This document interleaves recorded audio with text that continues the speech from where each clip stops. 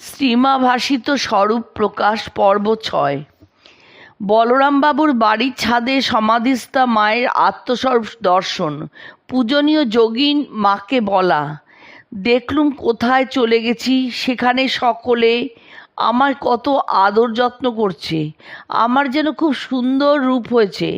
ঠাকুর রয়েছেন সেখানে, তার পাশে আমায় আদর করে বসালে সে যে কি আনন্দ বলতে পারি নে। একটু হুঁশ হতে দেখি যে শরীরটা পড়ে রয়েছে। তখন ভাবছি কি করে এই বিশ্রী শরীরটার ভেতরে ঢুকবো। ওটাতে আবার ঢুকতে মোটেই ইচ্ছে করছিল না। অনেক পরে তবে ওটাতে ঢুকতে পারলুম এবং দেহে হুঁশ এলো। স্বামী শান্তানন্দকে নিজের বিশ্বনাথ দর্শন প্রসঙ্গে শেষ রাত্রে মনে মনে ভাবছিলুম, বাবা বিশ্বনাথকে বুঝি আর দর্শন করতে পারবো না। ছোট লিঙ্গমূর্তি আর যা সব জল বিল্লপত্রে ডুবিয়ে রাখে, বাবাকে আর দেখতে পাওয়া যায় না। এই সব ভাবছি, এমন সময় হঠাৎ দেখি কি কালো কুচকুচে পাথরের শিবলিঙ্গ বিশ্বনাথ। নটির মা শিবের মাথায় হাত বুলোচ্ছে।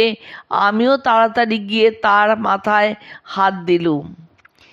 ভক্তদের দর্শনে পরে একদিন হাঁটু পর্যন্ত পা ধুতে ধুতে মা রাসবিহারী মহারাজকে বলছেন, আর কাউকে পায়ে মাথা দিয়ে প্রণাম করতে দিও না।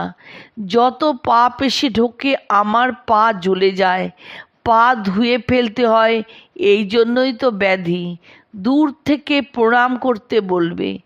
এ কথা বলেই সাবধান করেছে, এসব কথা শরৎকে বলো না, তাহলে প্রণাম করা বন্ধ করে দেবে। মাকে অমানসিক পরিশ্রম করতে দেখে অরূপানন্দ স্বামী জিজ্ঞাসা করেন, মা তোমার এত খাটুনি কেন? তদুত্তরে মা জানলেন, বাবা আদর্শ হিসাবে যা করতে হয় তার ঢের বাড়া করেছি। রাধুর মা রাধুর গয়না নিয়ে বাপের বাড়ি গিয়েছিলেন। তার বাবা সে গয়না ফেরত না দিলে পাগলি মামি সিংহবাহিনীর কাছে গয়নার জন্য কাঁদছেন।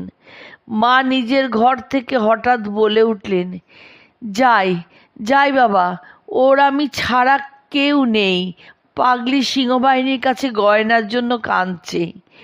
অরূপানন্দ স্বামীর কাছে আত্মপ্রসঙ্গে হরিশের কথা।